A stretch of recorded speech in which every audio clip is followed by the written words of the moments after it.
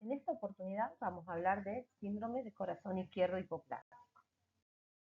El síndrome de corazón izquierdo hipoplásico agrupa un conjunto de anomalías que están caracterizadas porque existe un infradesarrollo del lado izquierdo del corazón.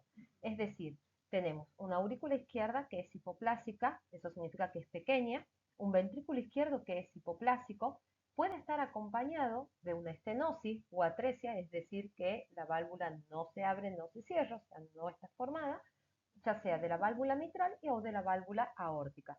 Muchas veces cursan con atresia mitraórtica o estenosis mitral y atresia aórtica. Esto puede estar acompañado de una hipoplasia de la aorta ascendente, la aorta es muy pequeña, y del callado aórtico. Representa aproximadamente el 2,5% de las cardiopatías congénitas. Se presenta aproximadamente en 0,2 cada 1000 recién nacidos y va a ser la principal causa de muerte en los recién nacidos durante la primera semana de vida. La mayoría de las patologías izquierdas van a ser más frecuentes en varones. Puede estar asociado con anomalías extracardíacas, no es tan frecuente como en otras patologías, y también puede estar asociada a síndrome genético, en menor frecuencia que con otras cardiopatías.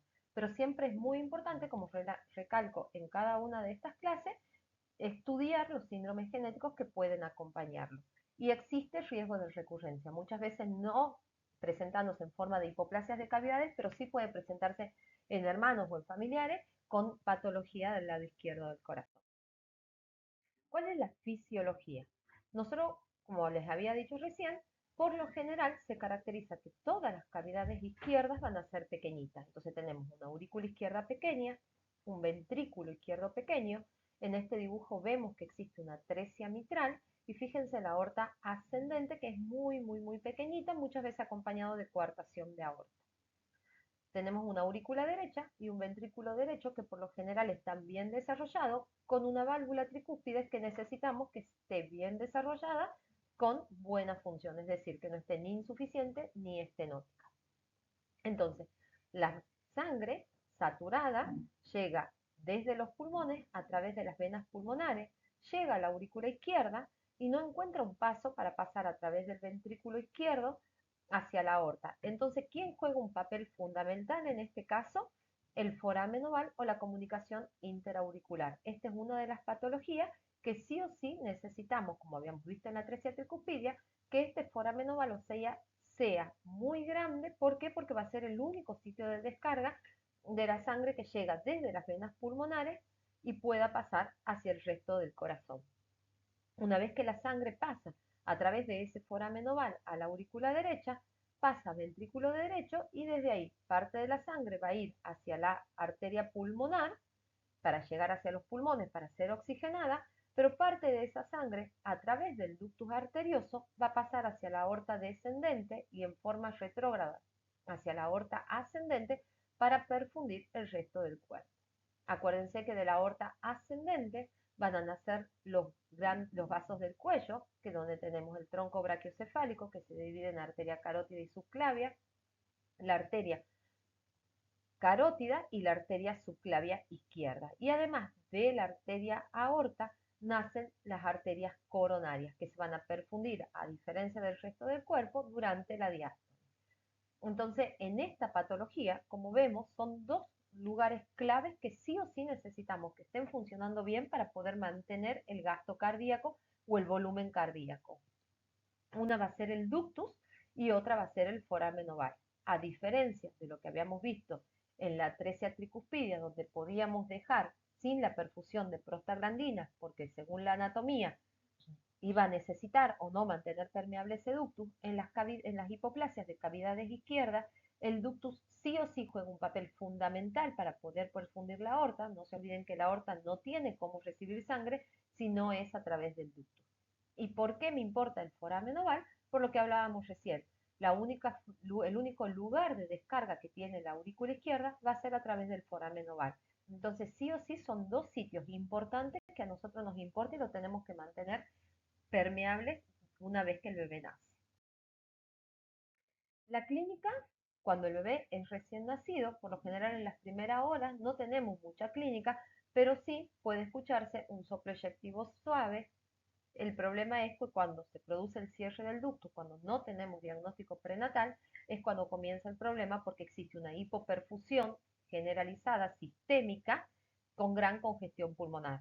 ¿Por qué hipoperfusión sistémica? Porque al cerrarse el ductus, la sangre deja de pasar desde la arteria pulmonar hacia la aorta descendente, entonces la aorta descendente no recibe flujo de ningún lado, entonces el paciente entra en un bajo gasto y es un cuadro realmente grave que puede llevar a la muerte del recién nacido si uno no lo piensa y no coloca prostaglandinas en ese momento. Bueno, el método de diagnóstico que utilizamos en los pacientes que tienen hipoplasia de cavidades izquierdas es el ecocardiograma, es el gol estándar, no necesitamos otro método de diagnóstico. En la teleradiografía de tórax, la cardiomegalia no va a ser tan importante. ¿Por qué? Porque tenemos un ventrículo izquierdo hipoplásico, por lo general es muy hipoplásico, entonces lo que necesitamos, lo que se va a ver más es ventrículo derecho. Va a haber un aumento importante en la trama vascular, sobre todo cuando ese foramen oval es muy pequeñito. ¿Por qué? Porque las venas pulmonares comienzan una congestión, aumento de la presión en forma retrógrada, porque no tiene un sitio donde descargar, el electrocardiograma y la saturometría. Estos pacientes sí son pacientes que van a presentar cianosis. No se olviden que la mezcla de sangre se va a dar en un único ventrículo, entonces toda esa mezcla va a haber una cianosis o una desaturación importante.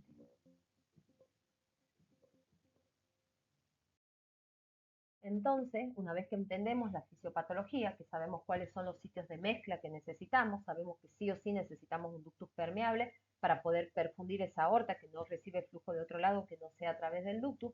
Entonces, si nosotros lo razonamos de esa manera, sabemos que este paciente sí o sí, una vez que se sospecha el diagnóstico, o cuando vienen sobre todo en esta era donde el ecocardiograma fetal está tomando mucha importancia y ya la mayoría viene con un diagnóstico prenatal, entonces nosotros sabemos que estos pacientes sí o sí tenés que mantener un ductus permeable, entonces vamos a utilizar prostaglandina.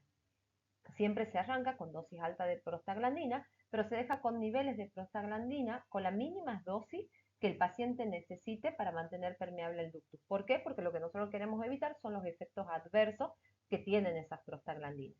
Un soporte respiratorio, no todos los pacientes lo van a necesitar, pero sí no es de gran ayuda, sobre todo en aquellos que están descompensados, donde tenemos un foramen oval que es muy pequeño. Esos casos muchas veces van a necesitar un cateterismo para tratar de abrir ese foramen oval mediante la técnica de Raskin, que la había explicado en la clase de atresia tricuspidia, que con un catéter se llega hacia la zona donde está el foramen oval y con un balón, que es como un globito, que se abre para tratar de mantener abierto ese foramen oval, ¿sí?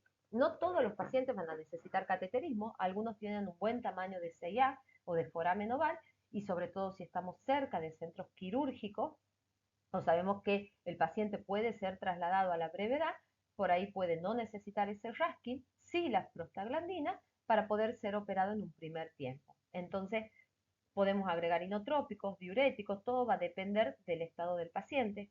Por lo general, con estos pacientes, sobre todo en lo que están descompensados, utilizamos mucho el respirador para jugar con las presiones pulmonares, para tratar de mantener esa perfusión. Entonces, ¿qué vamos a tener en cuenta en estos pacientes? Sobre todo la saturación de oxígeno. Tenemos que tratar de mantener una condición de equilibrio, como habíamos visto en la clase de ventrículo único de fisiología. Mi condición de equilibrio va a ser cuando la saturación esté en 75%. Puede haber variaciones, entre 70 y 80% van a ser tolerables, sobre todo en estos pacientes que tienen una delgada línea entre el equilibrio y la descompensación.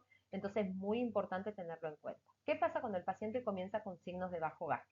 Siempre va a ser el ductus, siempre va a ser el foramen oval y no. ¿Qué voy a mirar? Primero la clínica, comienza con oliguria, comienza con una acidosis metabólica progresiva, entonces mis ojos van a estar puestos sobre todo en la saturación. ¿Por qué?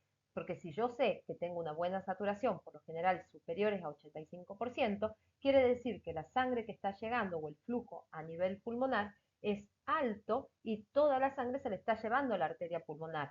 Entonces voy a tratar de manejar sobre todo el respirador o con drogas vasoactivas para tratar de disminuir ese hiperflujo y aumentar las resistencias pulmonares.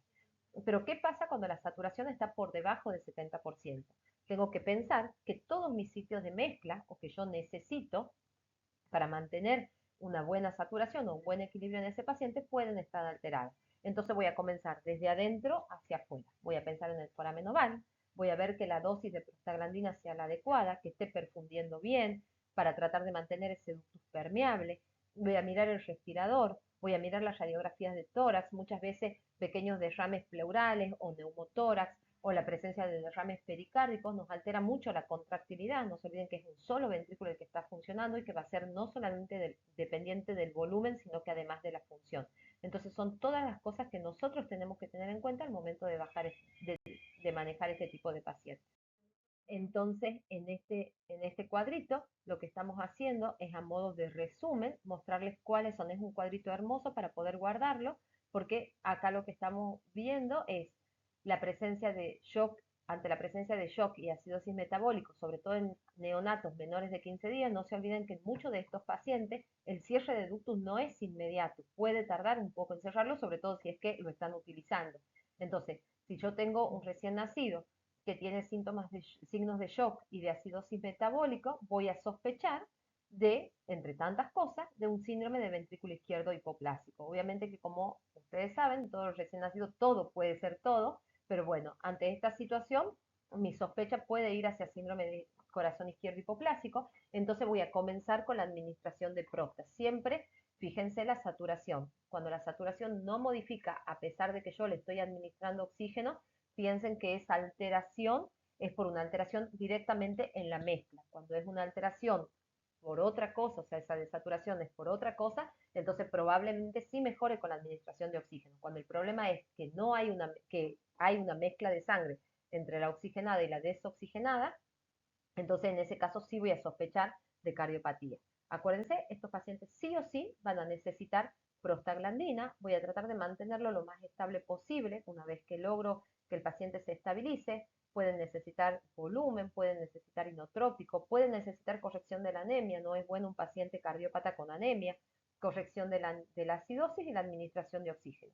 Si yo veo que mi paciente, con todas las medidas que yo instauré, está en una saturación entre 70 y 80%, me quedo tranquila, está estable y está en condiciones de ser trasladado a centros de mayor complejidad para poder recibir el tratamiento acorde. Son pacientes que no se van de alta si no se operaron, ¿sí? Pero si mi paciente tiene signos de shock hipovolémico y la saturación es superior a 85%, entonces, ¿qué voy a tratar de hacer? De restringir el volumen pulmonar, ¿sí? Mediante intubación, mediante hipoventilación, mediante manteniendo una PEP elevada. Si el paciente satura menos de 70%, voy a pensar, por un lado, que está con un gasto cardíaco aceptable, voy a mirar la radiografía de tórax. Si en esa radiografía de tórax yo veo que hay un edema importante, un edema pulmonar importante, voy a pensar que hay alguna obstrucción al flujo de las venas pulmonares y que ese aumento de la presión es a nivel retrógrado, o sea, no está llegando flujo de sangre hacia el ventrículo derecho. Y tengo muy aumentada la presión en la aurícula izquierda. Entonces, la conducta va a ser intubación, tratar de manejar el respirador con PEP y diuréticos, que eso lo vamos a ver el día de la jornada, y la derivación urgente a centro de mayor complejidad. Muchas veces, si es que el problema es que necesitan un RASKIL, se puede hacer directamente en la NEO, se traslada el equipo de hemodinamia para realizarlo en ese lugar, y a veces cuando estamos muy alejados, se intenta trasladarlo lo más rápido posible una vez que el paciente esté estabilizado. La radiografía de tórax no tiene edema, entonces voy a pensar que mi problema no está a nivel del foramen oval, porque si fuese a nivel del foramen oval, la presión no aumenta en las venas pulmonares, pero sí voy a pensar de que el problema puede ser que hay una alteración en la perfusión de prostaglandina.